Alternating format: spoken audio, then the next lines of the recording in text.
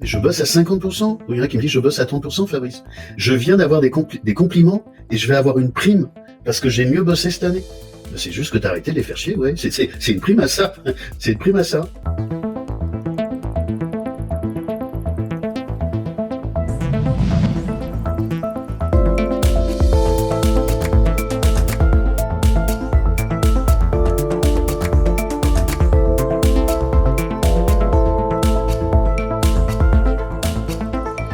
Salut les curieuses, salut les curieux. Aujourd'hui, nous avons la chance d'avoir à nouveau rendez-vous avec Fabrice Michaud qui nous fait le plaisir de nous rendre visite à l'occasion de la sortie d'un livre co-écrit avec Élodie Crépel dans la collection Le Courrier du Livre aux éditions Très Daniel. Il s'intitule C'est décidé, je change ma vie. Bonjour Fabrice et merci beaucoup d'avoir accepté à nouveau cette invitation. Bonjour Mathieu, mais c'est toujours avec plaisir de te retrouver. C'est la même chose pour moi. Je voudrais juste également passer et faire un petit coucou à Gaëtan, qui sera en régie durant toute l'émission et qui viendra, suite à notre entretien, pour exprimer son point de vue subjectif. Donc tu passeras un petit moment avec Gaëtan à la fin de notre entretien. J'en arrive à la première question pour toi, Fabrice. Si tu poses ton attention sur ta sensibilité, qu'est-ce qu'elle dit là tout de suite? Elle dit casse-toi.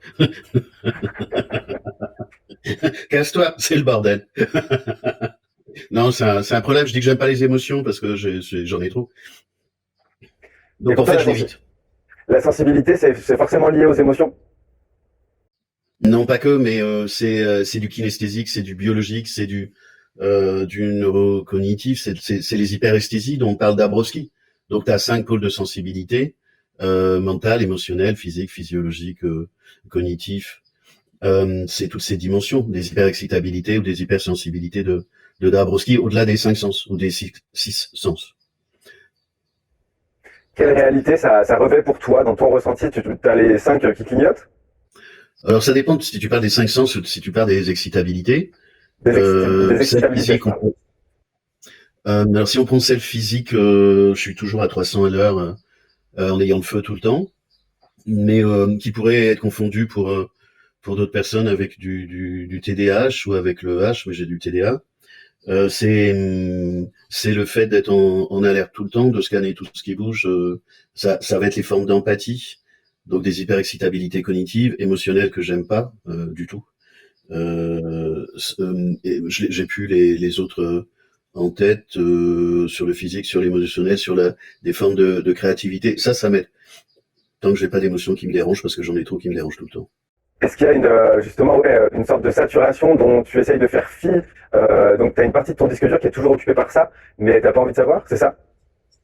Non, il y a plusieurs ça dans ce que tu dis. Tu veux, ça fait 35 ans que je fais de l'accompagnement, sans doute que je suis fabriqué pour ça, mais je prends des charges terribles de ce que je peux entendre ou vivre, de ce que vivent les autres, en lien avec l'empathie inhérent au HPI ou au THPI ou au-dessus. Et quand on accompagne quelqu'un, si tu veux être maître nageur, tu vois, t'es pas obligé de te noyer avec quelqu'un qui se noie. Donc moi, j'aime pas me noyer. Les émotions, c'est lourd, hein. Donc j'essaie, et j'ai ça, de créer de la distance au risque d'être froid, distant ou autre, ou d'être dissocié, comme je dis parfois, mais pas dissocié en mode psychopathologique, dissocié mise à distance de ça pour pas me faire embarquer. C'est plus facile pour un homme que pour une femme, de manière générale. Ok, on commence fort. On va revenir un petit peu au livre que j'ai eu la chance de recevoir et de lire. Juste en dessous du titre du livre, on peut lire 2 compléments, 52 clés pour s'affirmer et prendre enfin sa place, et une année pour tout changer pour moi. Donc on sent immédiatement le site direct et l'intention de mise en mouvement, mise en action que souhaite impulser ce livre. Est-ce que je me trompe en disant que un des objectifs principaux de ce livre, c'est de bousculer le lecteur? Alors, oui, bien sûr. Sinon, ça serait ennuyeux.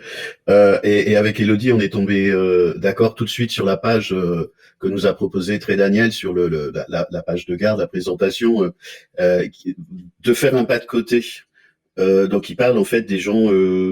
On l'a fait à destination de tout le monde atypique ou pas, considérant que les atypiques sont plus exacerbés, c'est notre discussion d'avant, et à vif, mais que le bénéfice, il peut être à tout le monde. Donc, on l'a fait cash, direct, 52 clés, plus des clés de survie, plus des clés d'urgence, 52 clés parce que 52 semaines, on les a mis en saison, parce qu'on n'est pas tous au même endroit de notre vie et de notre connaissance ou d'identification du HPI ou du THPI, et puis on a essayé de mettre un peu d'humour et de trucs décomplexés, sinon ça aurait été vraiment très chiant, et très opératoire, donc avec un scénario avant chaque clé en termes d'internalisation et de compréhension et d'identification, des éléments très techniques de débriefing, des élongations plus scientifiques pour que les gens aillent se promener, faire des recherches au-delà de ce qu'on a fait, et puis des clés très orientées solutions. Moi, c'est mon métier depuis, enfin, un de mes nombreux métiers depuis 25 ans, que de travailler sur les approches orientées solutions de Palo Alto et de former des professionnels depuis 20 ans.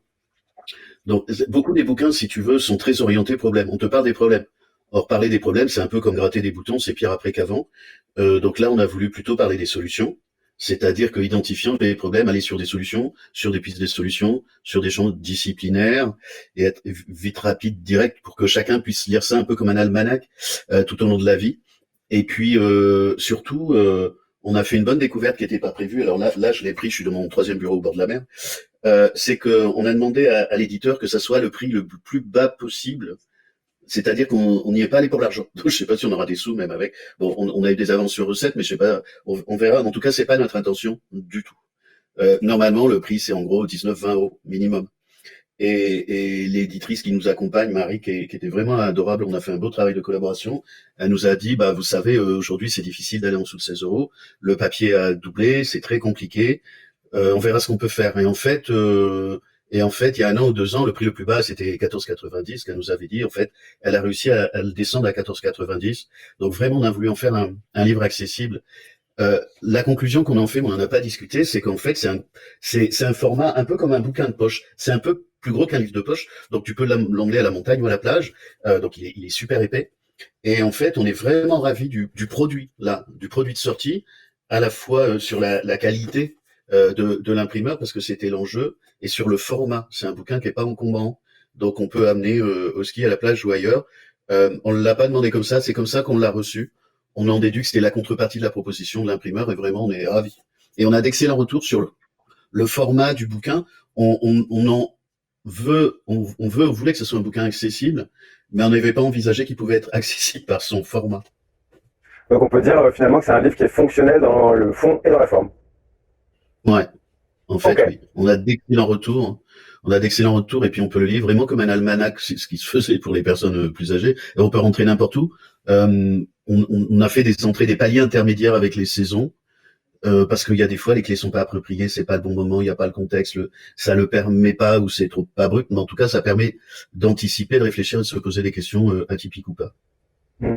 Moi, j'ai un peu l'image, comme ça se fait depuis un certain temps, de la mini-série, tu sais, avec des épisodes de 2 minutes, où les épisodes se suivent avec les personnages qui sont pas forcément les mêmes, mais là, en l'occurrence, dans les séries, c'est les mêmes, mais là, on change toujours de contexte, en fait. Donc, la construction, c'est Ouais. vrai, est très originale et très vive, très incisive, avec des variations de ton, puisqu'il y a une mise en situation d'une part. Ensuite, il va y avoir un débriefing, il va y avoir une partie zoom et un post-it orienté solution. Et donc, du coup, c'est vrai que la forme est très originale, et on peut, comme tu le dis, naviguer d'une clé à l'autre selon le titre, par exemple, dans la table des matières, en disant, bah, ça me parle, selon les saisons, comme tu le dis, puisqu'il y en a 4, et on peut se sentir plus ou moins en phase avec l'une ou l'autre des saisons. Et puis derrière, bah, il y a le trousseau de secours avec les 5 clés, les 5 clés en plus pour la survie. On y reviendra tout à l'heure. Ce livre, en tout cas, pour moi, il met l'accent sur la marge de manœuvre qu'un individu peut avoir en changeant sa façon de se percevoir et de percevoir les autres. En d'autres termes, est-ce que notre grille de lecture détermine notre vie?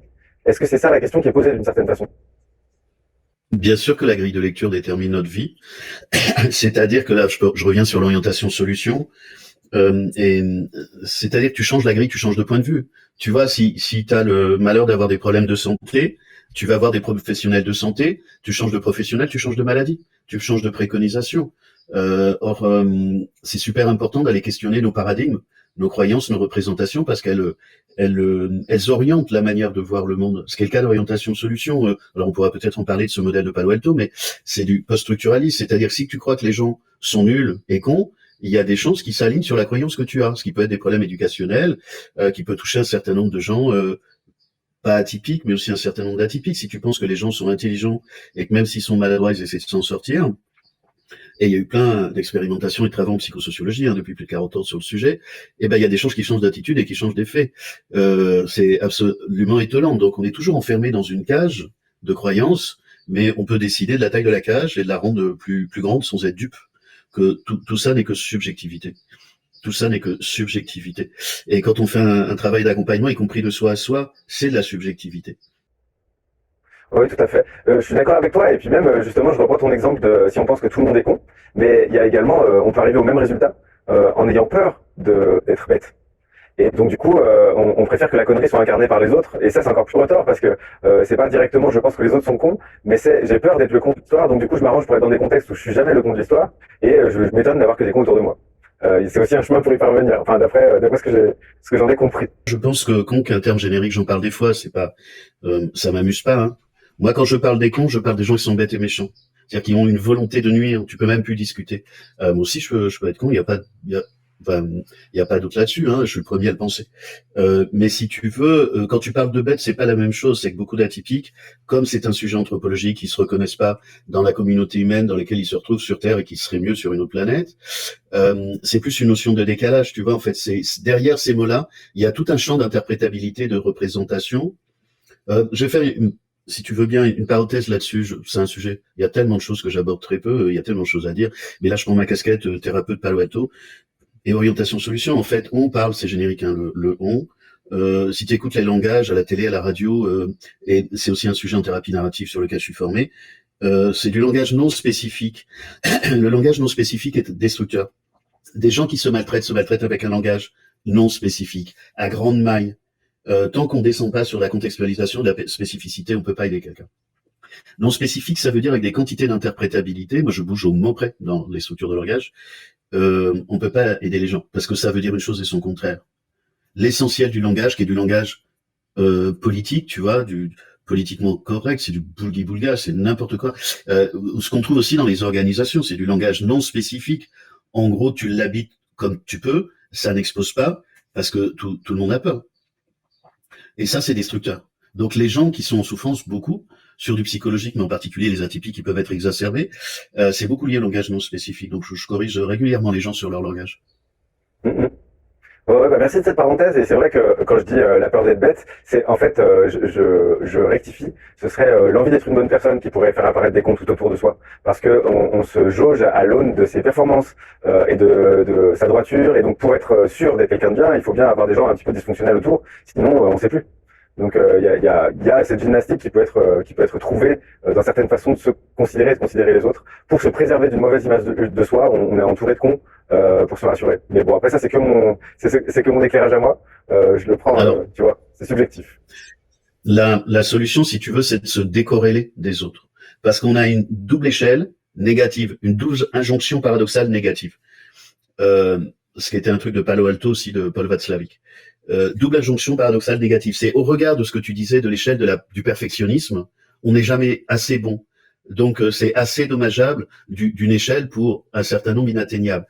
Ça, c'est l'échelle. L'échelle du monde ordinaire, c'est médio, moyen, médiocrité. Au regard de la médiocrité, cette évaluation n'est pas satisfaisante. Donc, tu as le choix entre deux emmerdements, l'évaluation de ton échelle que tu n'y arriveras pas et l'évaluation du mode ordinaire que tu n'es pas d'accord. Comment tu peux avoir une identité satisfaisante avec ça? Donc, c'est reconsidérer la double échelle, reconsidérer un modèle d'optimisation versus maximalisation de l'échelle du perfectionnisme et surtout ne pas se comparer. Donc ça requiert une posture d'indépendance ou d'individuation, comme disait Jung, indépendamment des autres. C'est-à-dire qu'on puisse vivre indépendamment des autres. Mais effectivement, la construction de l'identité, comme j'ai pu en parler parfois, c'est à la fois, ça c'est le post-structuralisme ou le constructionnisme social, c'est l'histoire qu'on se raconte de nous-mêmes, plus ou moins pourrie parce ça dépend des référents, ou l'histoire que les autres racontent de nous, qui peuvent nous aliéner et nous détruire. Ou pour tout le monde, hein, ça.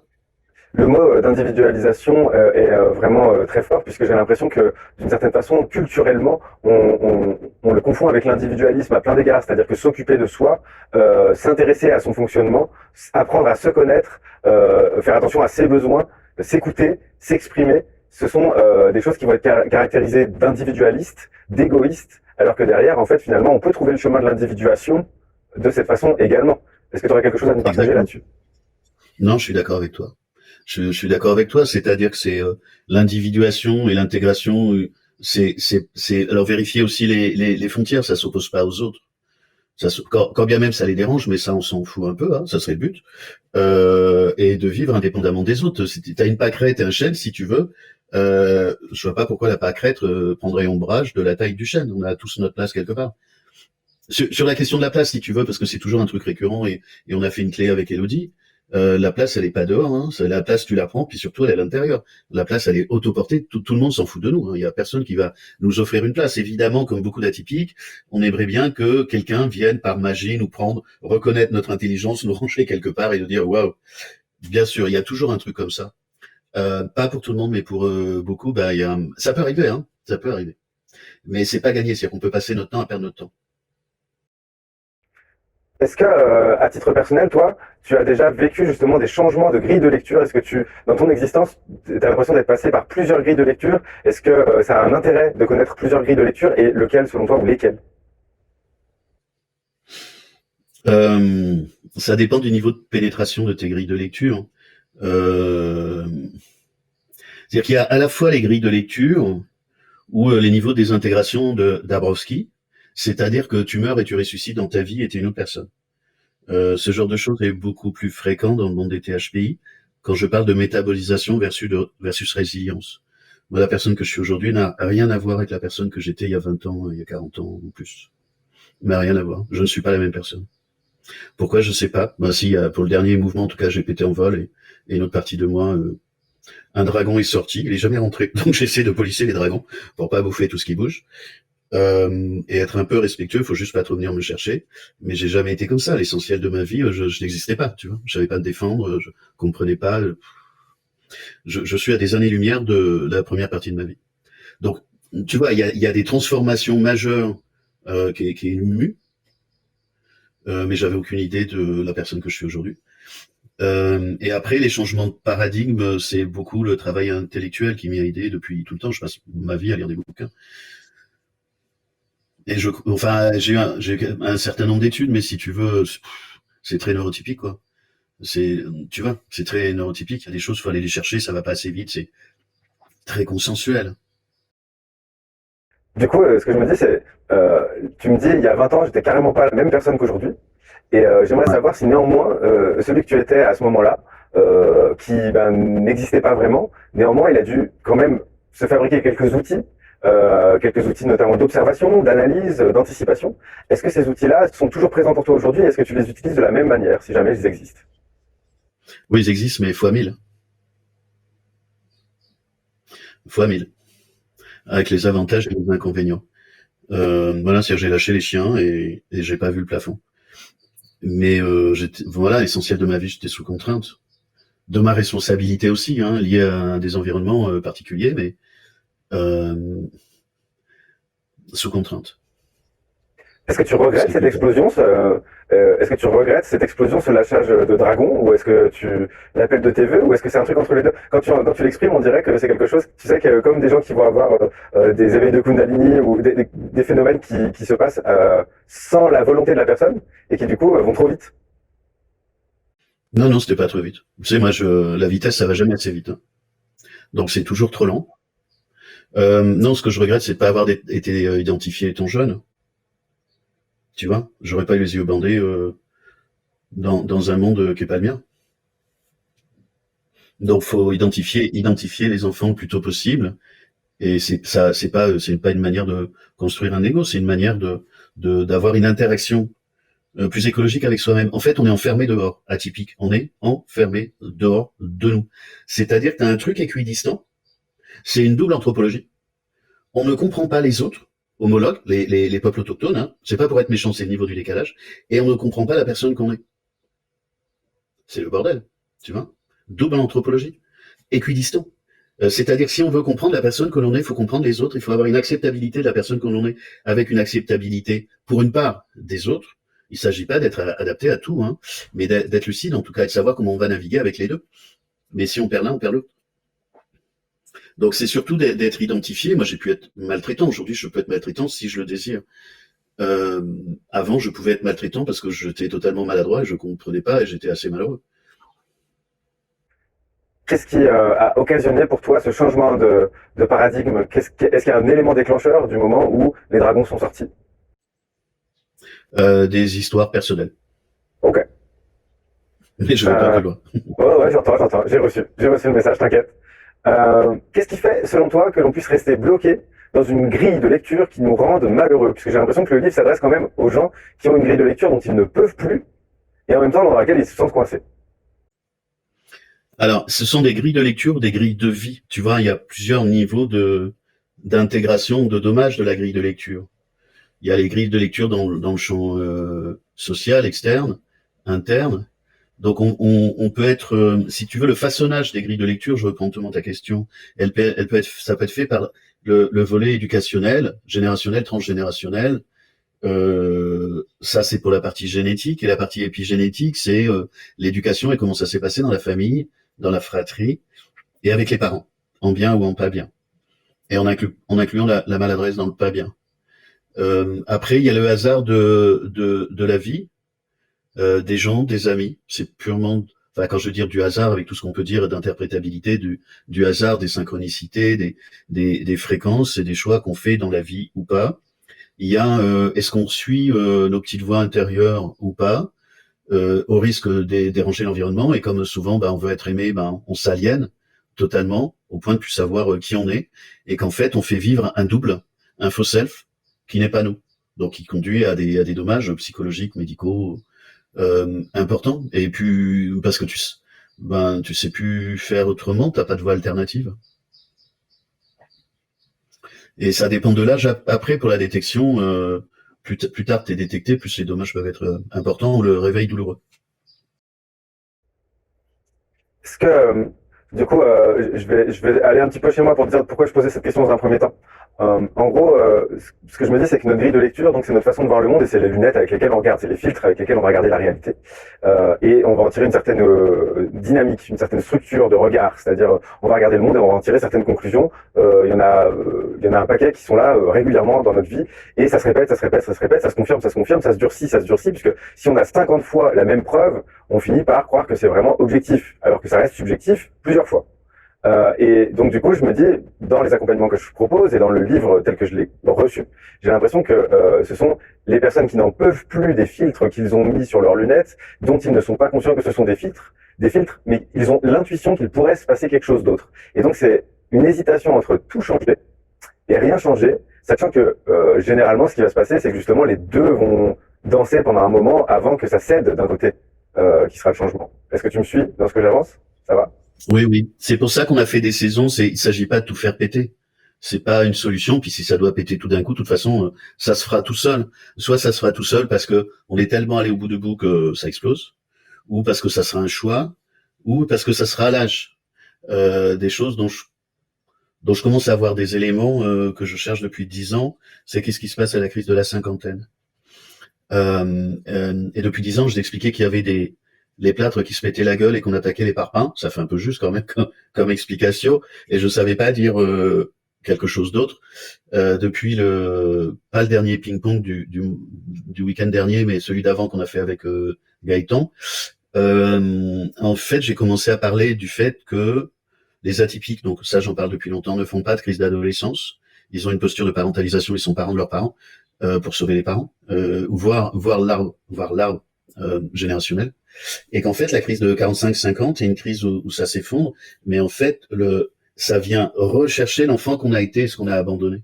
Il y a une espèce de pont qui se passe pour les 45-50 ans, et il y a quelque chose qui revient, tu vois, comme une lame de fond, une baïne.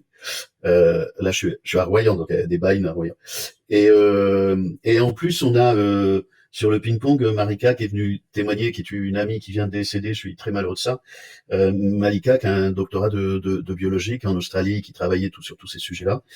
Et c'est dans ses témoignages du précédent ping-pong qui dit, mais en fait 45-50, c'est la chute des hormones, et t'as tout le système biologique qui s'effondre de manière plus dommageable pour les femmes que pour les hommes. Et en fait, tout ton système d'adaptation appuyé sur un environnement psychobiologique s'effondre. Et là, t'as des trucs qui remontent tout seul. T'es moins gentil, moins docile. Et ça revient, tu vois, ça revient de l'intérieur. Et plus fort que le cerveau. Et selon comment s'est passée ta vie, il y a quelque chose qui se passe autour de la cinquantaine. J'avais jamais, je le sentais physiquement, mais j'avais jamais suffisamment d'éléments opératoires pour ça. Et j'en suis convaincu, hein. Mais il manquait des matériaux. Et quand je le teste, j'ai toujours une confirmation là-dessus. Ça dit pas comment on passe la crise, parce que la crise, ça va être un point d'étape de la partie d'avant. Tu vois, c'est un point de bascule entre la vie d'avant et la vie d'après. Mais ça peut être profondément tempétueux. Mmh. Ok, merci pour cette réponse.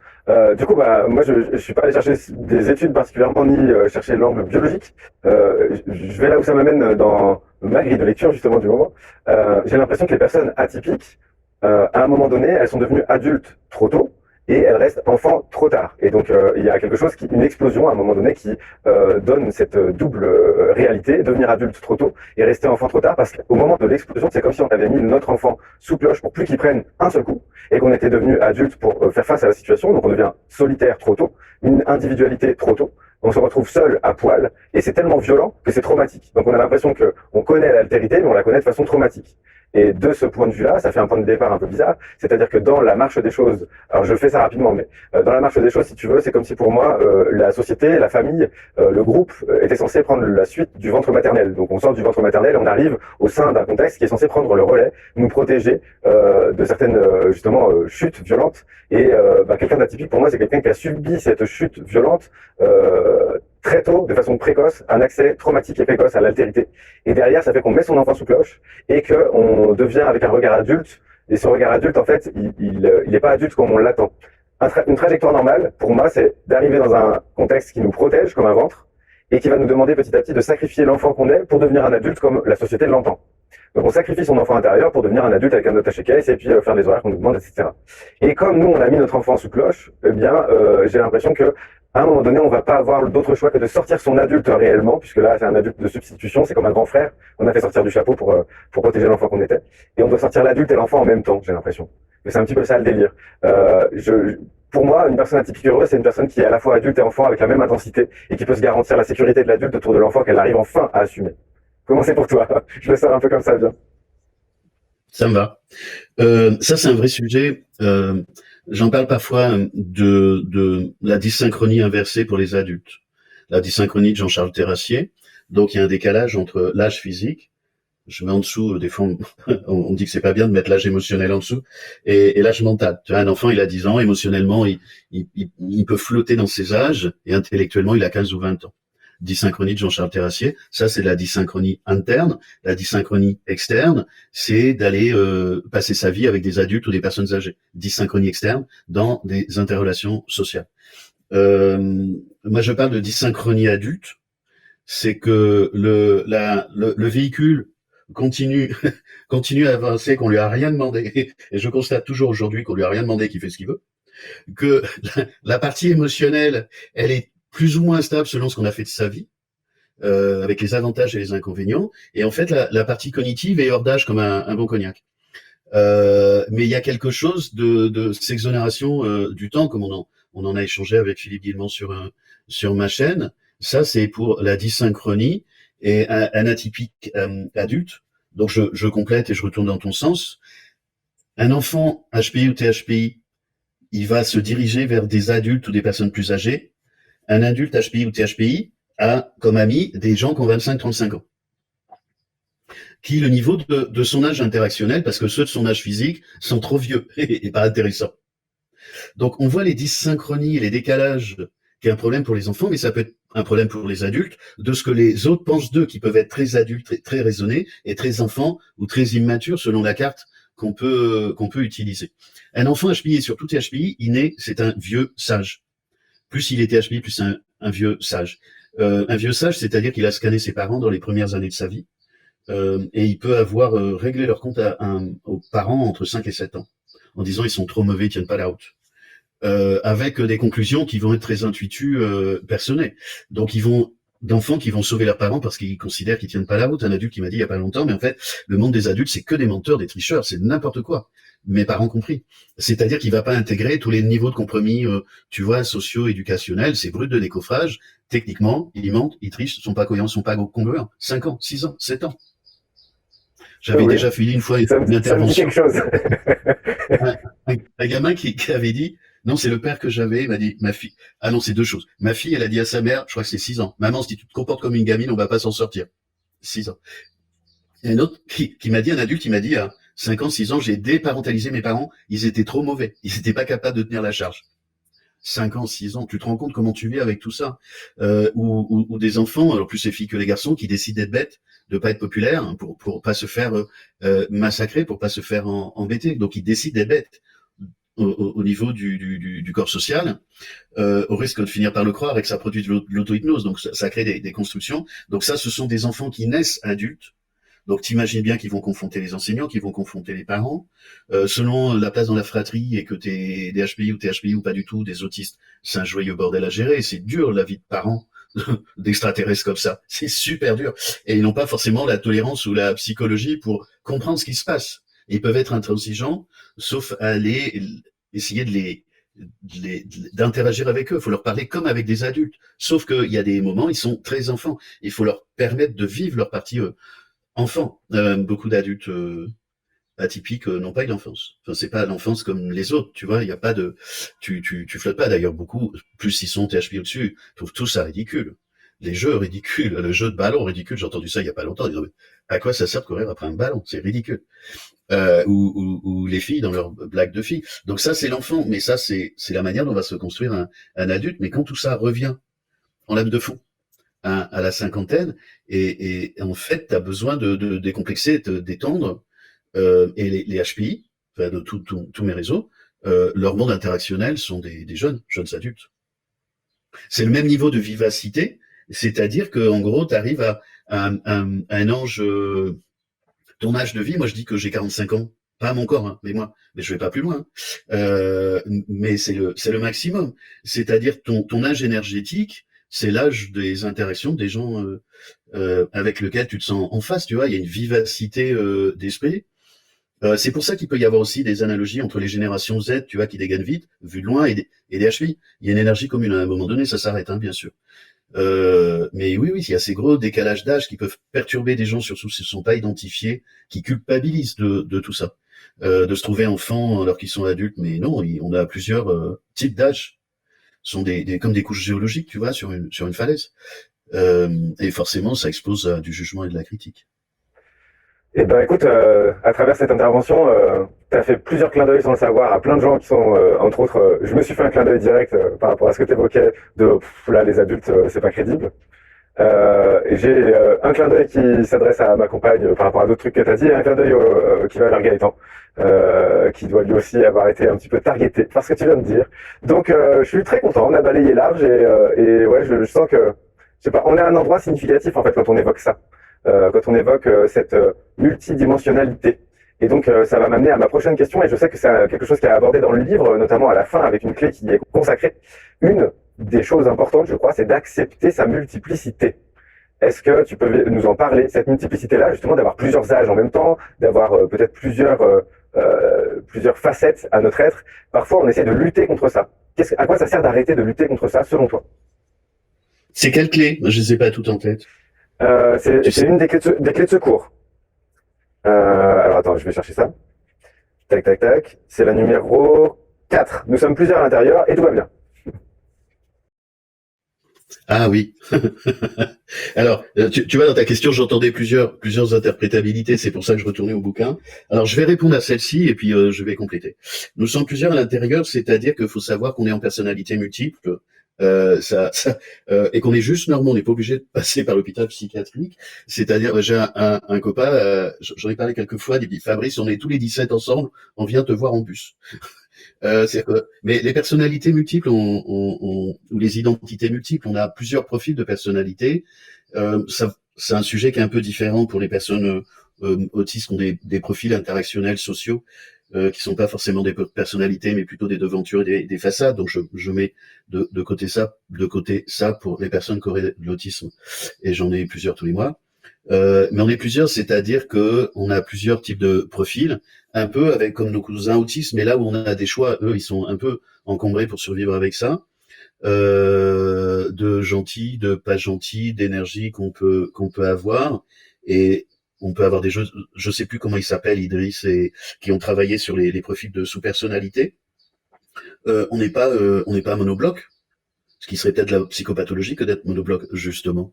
On a des sous-personnalités, alors c'est mieux de vérifier qu'il y a un chef d'orchestre, c'est plutôt ça le problème, sinon elle fout un peu le bordel, et s'il y a des traumas, c'est peut-être là que ça peut se jouer d'être aidé par des professionnels en plus.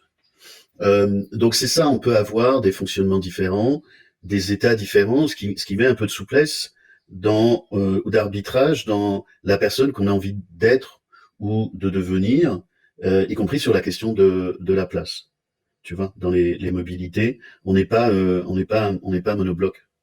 Et on peut être plusieurs personnages, et c'est plutôt dans le monde normal un jeu d'équilibre social, transactionnel. Ce que j'avais entendu aussi dans ce que tu disais des plusieurs personnages, c'est le fait d'être multi-compétent. C'est quand on parle du couteau suisse versus le couteau de cuisine, qui crée c'est une expertise d'être couteau suisse. C'est comme un décathlonien, il est moyen surtout. S'il est expert sur un truc, il va se planter. Et atypique d'être moyen. Et le monde social, c'est plutôt un monde de couteau de cuisine ou d'éplucheurs, mais pas de couteau suisse, ce qui est pas toujours très bien valorisé. Donc ça, c'est aussi une manière d'avoir plusieurs personnages. Tu vois, t'as ceux qu'on peut avoir à l'intérieur, mais qu'on peut croiser aussi avec le couteau suisse, c'est-à-dire qu'on peut avoir envie de faire plusieurs métiers. C'est pour ça que beaucoup d'atypiques disent qu'ils peuvent tout faire. Si ça leur plaît, ils vont télécharger les savoirs, les apprentissages. Ils peuvent être experts en 2 jours, 2 semaines, 2 mois, 2 ans, plus vite que les autres. C'est juste ils sont motivés, ils vont bouffer ce qu'il y a. Ce qui est incompréhensible du monde neurotypique parce que ça paraît très prétentieux et surtout il fonctionne pas pareil. Ça peut produire ce qui est la dernière clé, 3 petits points, bande de cons. Parce que l'ego n'aime pas ça, par comparaison. Ok.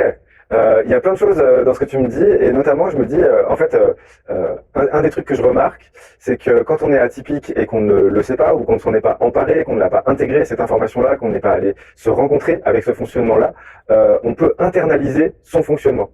Et en fait, un des trucs qui pousse à cette internalisation, c'est le manque de cohérence du monde extérieur. Et donc, peut-être que en voulant incarner cette cohérence que l'on ne voit pas à l'extérieur, on appuie sur la tête des multiples facettes qui nous constituent pour nous incarner cette cohérence dont on a tant besoin. Tu vois ce que je veux dire ou pas? Le monde extérieur est très cohérent.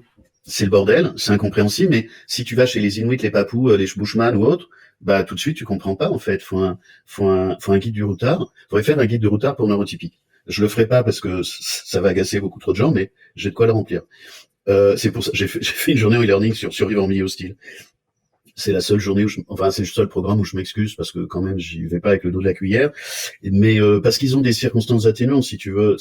Tu vois, je peux avoir des propos maltraitants, mais en fait ce sont des empreintes pédagogiques pour les atypiques. Donc dès que je m'adresse en tout public, et pour atypique et pour typique, c'est compliqué. C'est pour atypique, pour décoller la pulpe, tu vois, c'est l'opération Orangina. Pour décoller la pulpe, faut un peu secouer le machin, la personne, je veux dire. Donc je suis un peu plus ostentatoire avec les propos que je tiens. Par contre, si les propos que je tiens, comme ça m'arrive, c'est entendu par le monde neurotypique, en fait, c'est très maltraitant. Évidemment, bien sûr, ils ont raison.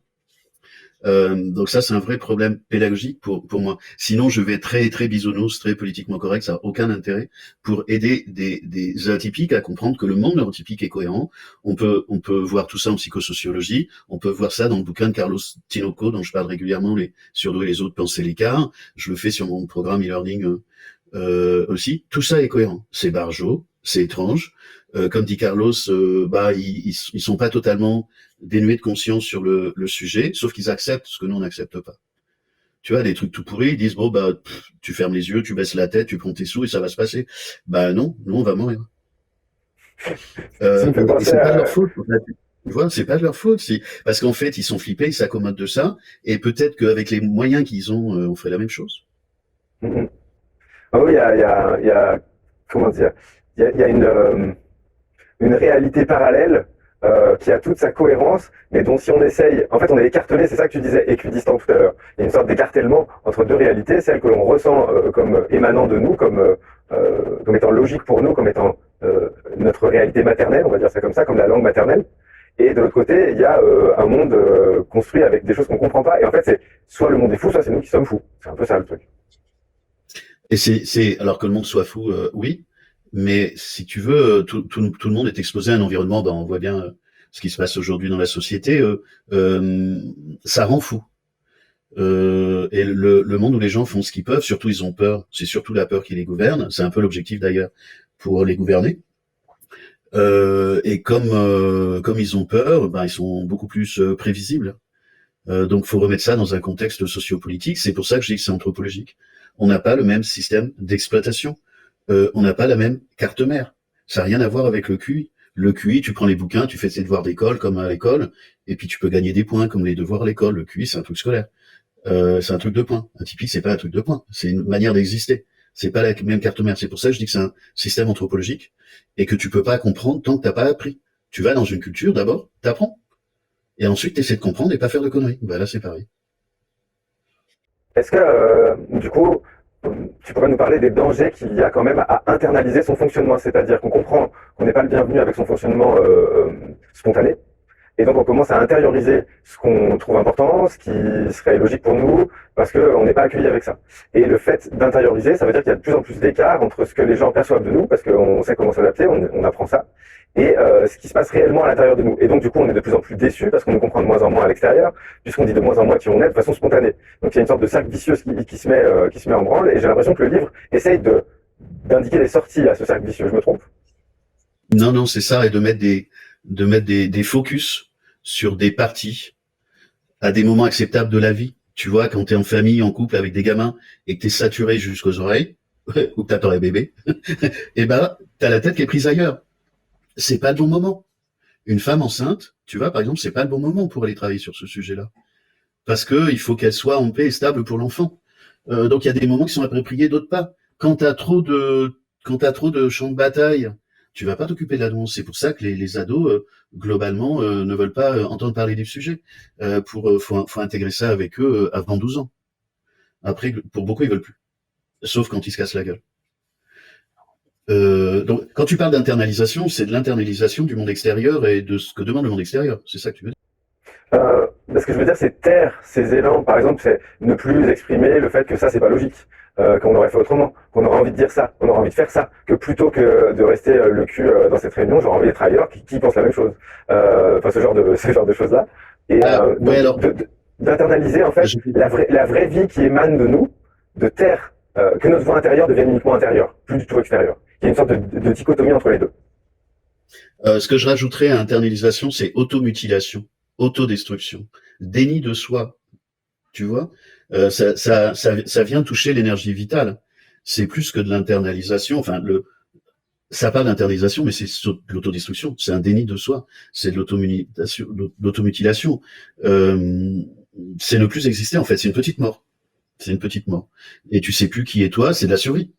C'est de la survie. Jusqu'au moment où tu exploses, où le dragon sort. Et alors là, c'est Tchernobyl. Eh ben en fait, à un moment donné, Tchernobyl, c'est bien. C'est-à-dire, soit tu mets Tchernobyl à l'intérieur et tu imploses avec les dommages de santé associés, soit tu mets Tchernobyl dehors et tu exploses avec les dommages sociaux associés. Eh ben, pour ta santé, vaut mieux le deuxième.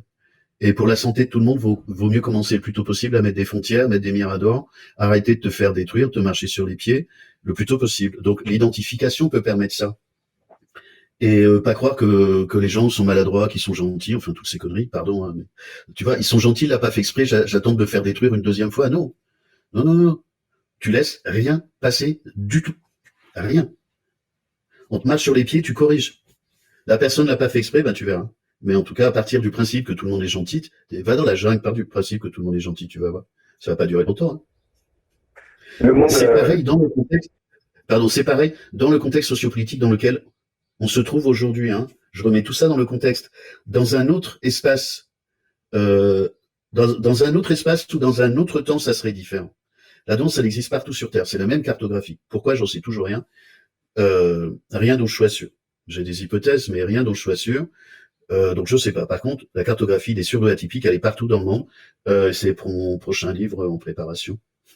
Parce que maintenant que j'ai vu comment on fait, ben, il faut que je m'attaque à ça, quoi. Ce qui va être un gros travail. On a beaucoup travaillé avec Elodie, mais ça va être un gros chantier, mais je le ferai seul, donc je peux rester dans ma bulle. Mais tu vois, c'est un sujet, c'est encore les circonstances atténuantes.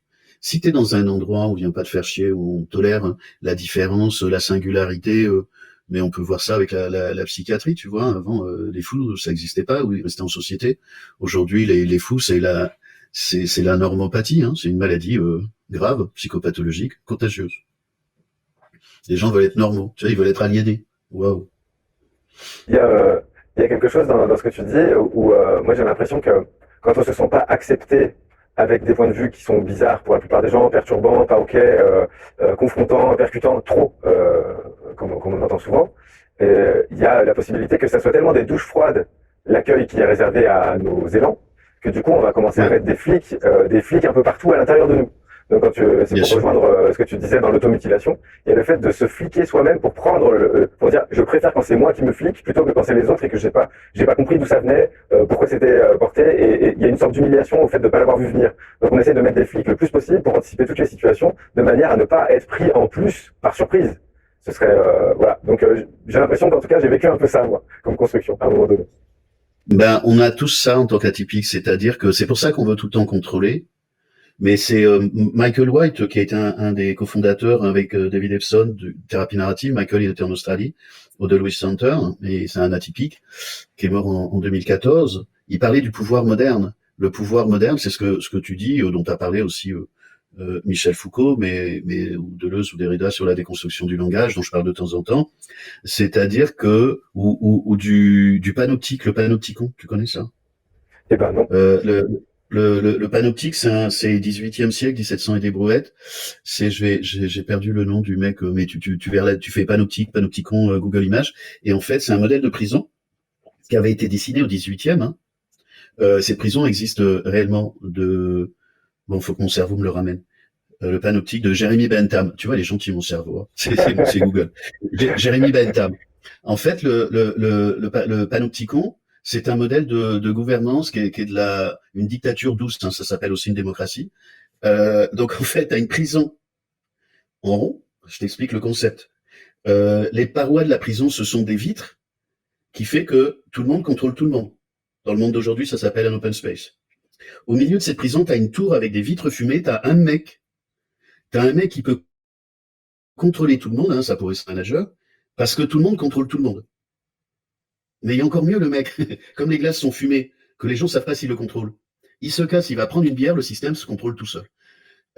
Ça pourrait s'appeler une entreprise collaborative, si c'est mal géré, la collaboration.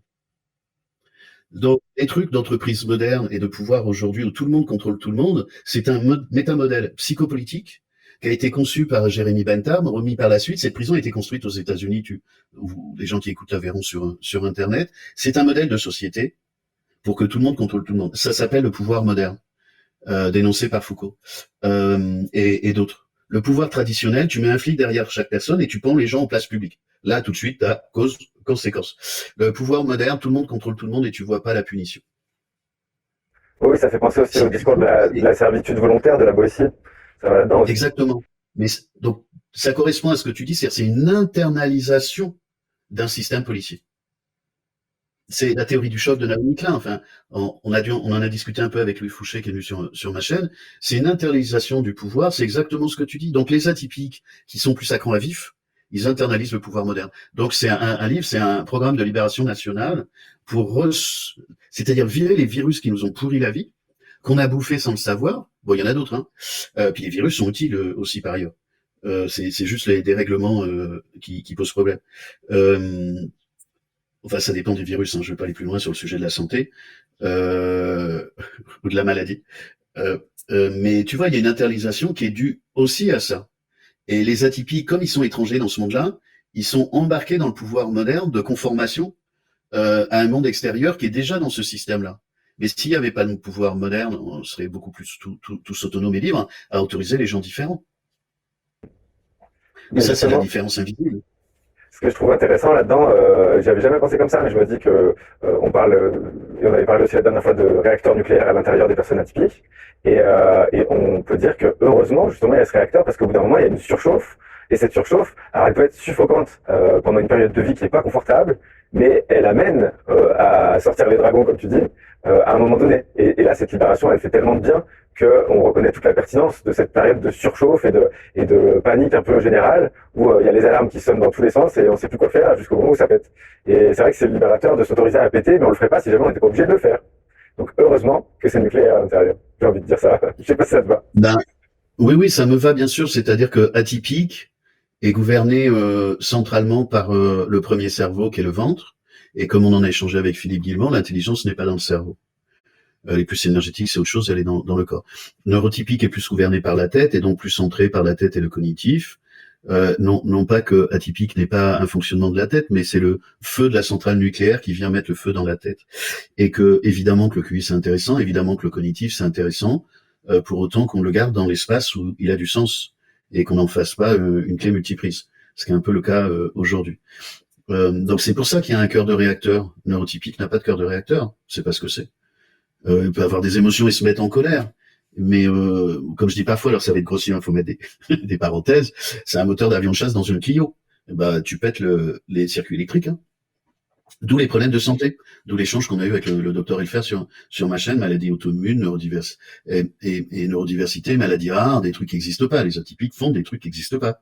Avec les ordinateurs, avec les gens, avec les montres, avec des trucs qui n'existent pas, avec la médecine. Ils sont en hypo, en hyper. Le cadre de référence, ça fonctionne pas. C'est pas avec le garagiste du coin que tu vas gérer le moteur d'avion de chasse. Versus avion de ligne.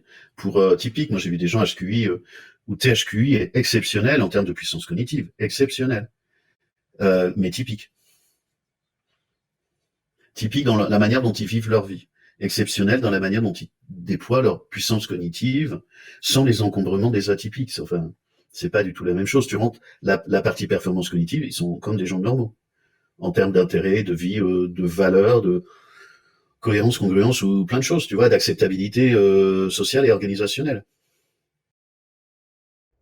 Merci pour ces éclairages. On va revenir un petit peu au contenu du livre, parce que j'ai l'impression qu'il est à destination des personnes qui ont du mal avec les situations sociales. C'est ça un peu le point de départ, parce qu'il y a à la fois atypiques et puis personnes peut-être typiques, mais qui s'intéressent justement à ce malaise avec les interactions sociales. Et donc j'ai trouvé plusieurs fois, sous plusieurs formes, un axe que je résumerai comme ceci. C'est pas facile, mais promis, les autres ne font pas exprès d'être comme ils sont. Moi j'ai ma petite idée sur le sujet, mais en quoi cette prise de conscience est-elle importante, selon toi? Déjà, ça peut concerner tous les gens hypersensibles, qui est une des spécialités d'Élodie. Tu vois, ça peut être 40% de la population, surtout avec les dernières années qu'on a vécues.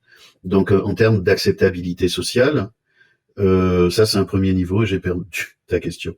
Là, j'étais parti. Ouais.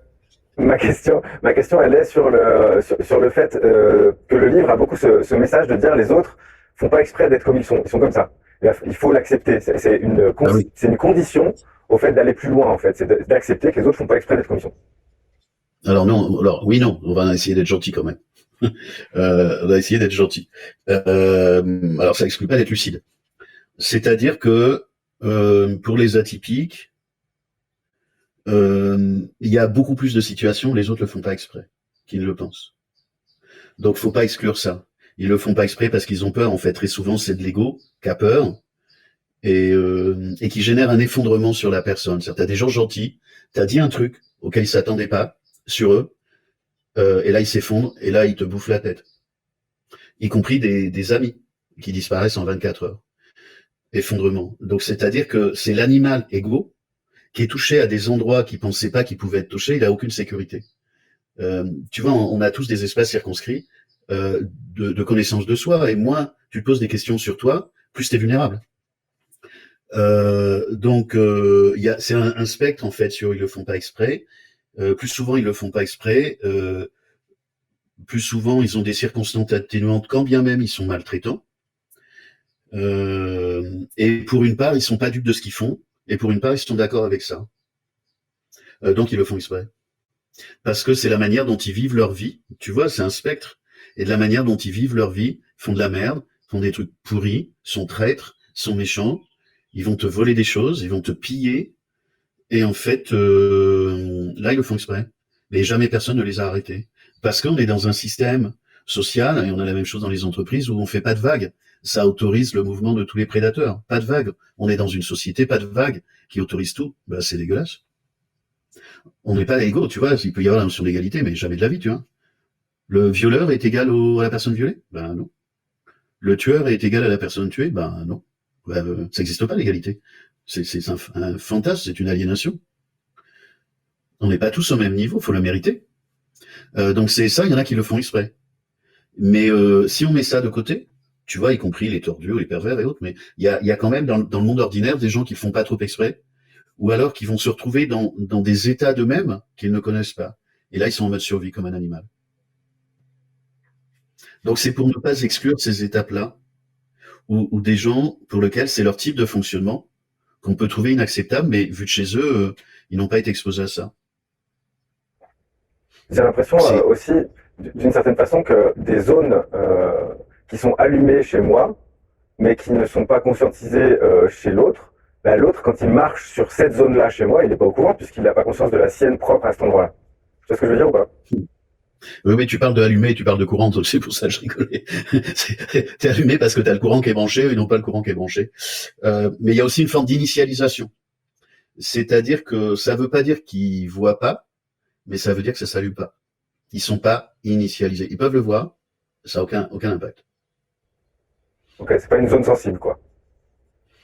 Ben non, on est tellement sensible sur tout, tu vois. Ou alors on va avoir un niveau d'hypersensibilité que pour eux c'est sensible et c'est pas grave.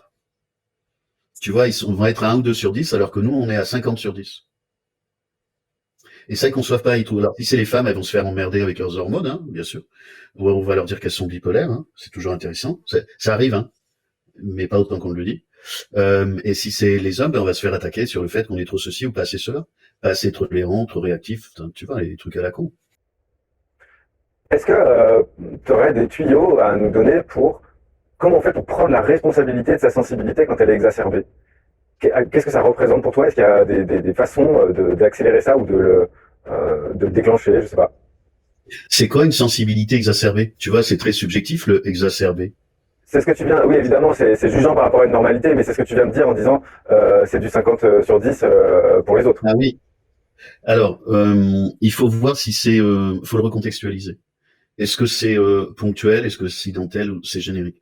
Pour les atypiques, il y a un vrai sujet. Ça vaut pour les non-atypiques aussi, c'est comment je gère mon énergie. C'est beaucoup plus dommageable pour atypique que pour typique, et c'est beaucoup plus dommageable pour les femmes que pour les hommes. Donc, est-ce qu'il y a quelque chose qui relève d'un process général de gestion de l'énergie? Il y en a qui vont faire du sport, du yoga, des arts martiaux. Il y en a qui, oui, du sport, des arts martiaux plutôt en mode dopamine, en mode sérotonine, du yoga, de la sophro, du shiatsu, mindfulness. Et puis en naturopathie aussi, il y a des choses. Et puis acupuncture, shiatsu, massage, réflexo. Voilà, c'est comment faire descendre déjà le terrain. Dans le exacerbé, c'est qu'est-ce qui relève de terrain structurel, qu'est-ce qui appartient à des contextes où en fait il faut corriger le contexte, tu vois, dans le diagnostic de situation. Après, sur notre hypersensibilité, ben oui, la naturopathie, l'acupuncture, tout ça, ça peut aider, le shiatsu, le FT, mais ça peut aider, mais juste faut vérifier que ça nous aide, c'est-à-dire faut tester si ça fonctionne. Et puis il y a ah si, on va parler d'une autre clé très drôle. Et puis il y a se mettre à distance de la situation. En fait, l'autre clé très drôle, c'est ma vie de connasse. J'ai été pas sûr que les quelques punchlines qu'on a mises passeraient, mais ça a été accepté. Ma vie de connasse, en fait, ça me vient d'une personne que j'ai accompagnée, mais j'ai toujours en suivi, il y a quelques années, et qui s'est faite massacrer tellement elle était intelligente, une jeune femme récupérée dans les organisations. Je lui disais, voilà ce qui va se passer, pourquoi ça va se passer, et comment ça va se passer. Il dit, mais Fabrice, tout s'est fait comme vous avez dit. Ben, je préfère me planter, hein, mais enfin, j'ai un objectif de pas me planter. Mais dans des cas comme ça, je préférais me planter. Et c'est fait.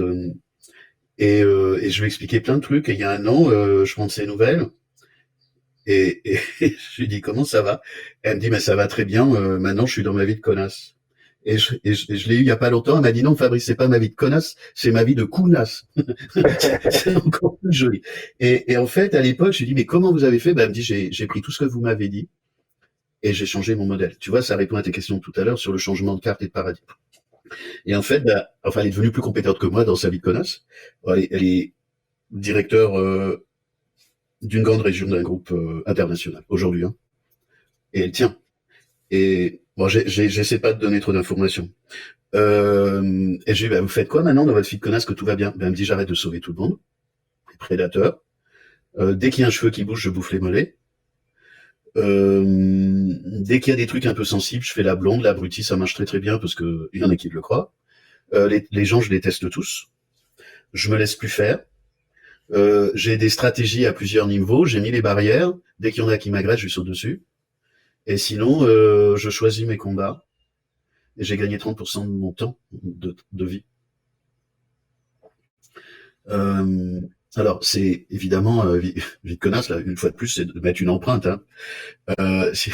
Sinon, c'est le niveau du décalage pour que quelqu'un saute. Là, elle a changé de paradigme. Elle a changé de paradigme de vie. Hein. Et puis, j'ai fait un post il y a pas très longtemps de quelqu'un avec lequel je travaille actuellement qui m'a dit Fabrice, c'est génial d'être une connasse. Je me fais plus emmerder, je me fais respecter. Là, j'ai dit voilà. Donc là, là, je l'ai en live parce qu'on travaille ensemble en ce moment. Alors, il faut vérifier un peu l'acceptabilité selon les organisations, hein.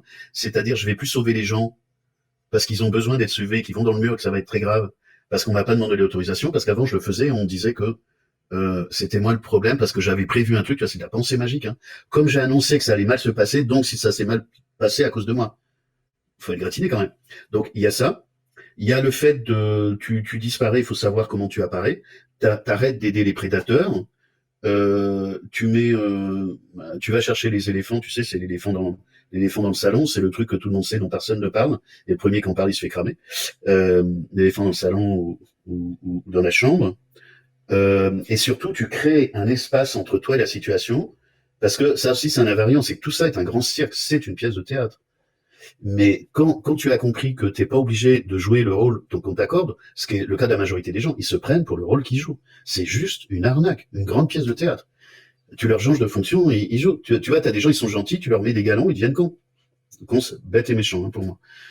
Tu vois ce que je veux dire, c'est barjot quand même. Mais il y a des atypiques, tu vas dans l'internalisation, qui se font embarquer aussi là-dedans. Et ma vie de connasse, c'est dégrouper la fonction de la personne. Et de dire, d'accord, tout ça, c'est un grand jeu. Alors, faut revoir ton niveau d'implication et d'engagement, hein. Mais en fait, ça peut être un jeu intéressant, qui te conduit à faire de la stratégie, en fait. Quand tu passes en vie de connasse, tu fais de la stratégie. Ça veut pas dire que tu desserres l'organisation, pas du tout. Ça veut pas dire que tu te désengages. Ça veut dire que tu arrêtes de te pourrir la vie inutilement, parce qu'en plus, ça se retourne contre toi. Ça va même jusqu'à un truc que j'entends régulièrement. Tu baisses ton activité de 30%. T'arrêtes de gueuler. T'arrêtes de dire tout ce qui va pas. T'arrêtes de faire chier les gens. Tu contribues, même tu travailles à 50% de ton temps, eh ben, tu vas avoir des compliments pour dire que tu as vraiment beaucoup, beaucoup progressé dans ton activité corporate. Tu es bien meilleur collaborateur. J'ai encore Bah, entendu ça il y a 8 jours. c'est ton niveau de pas de vague qui vient d'augmenter. Pas de vague, pas d'exposition, pas dire que c'est le bordel, pas gérer du 3 petits points bande de cons. Quand même contribuer, ça veut pas dire que tu débranches tout. Et de dire, mais je bosse à 50%. Il y en a qui me disent, je bosse à 30%, Fabrice. Je viens d'avoir des compliments et je vais avoir une prime parce que j'ai mieux bossé cette année. Mais c'est juste que t'as arrêté de les faire chier, ouais. C'est une prime à ça. C'est une prime à ça. Ça est plus dangereux que le travail qu'on fournit.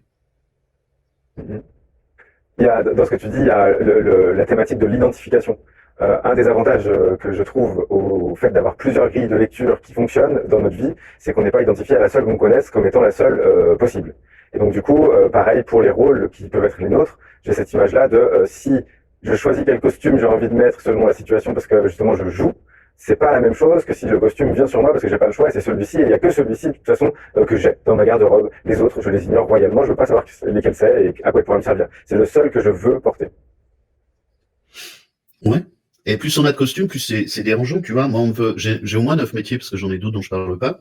Et on veut toujours me coller le métier de coach, mais il est pas plus pertinent que les autres, d'enseignant, de formateur, de thérapeute, de consultant, de conférencier, de superviseur, de médiateur. Bon, j'étais beaucoup médiatisé hein, déjà sur le coaching pendant 10 ans, donc c'est sans doute celui qui a le plus brillé, mais je ne suis pas réductible à ça du tout. D'ailleurs, ça risque de poser un petit problème, c'est-à-dire quand ton nom et ton prénom vont s'afficher, on va te demander de choisir quelques mots, mais si t'en mets trop, on te verra plus derrière. Donc je te laisse faire des choix quand même. On te demande On verra tout à l'heure. Ouais, ça On verra marche. tout à l'heure.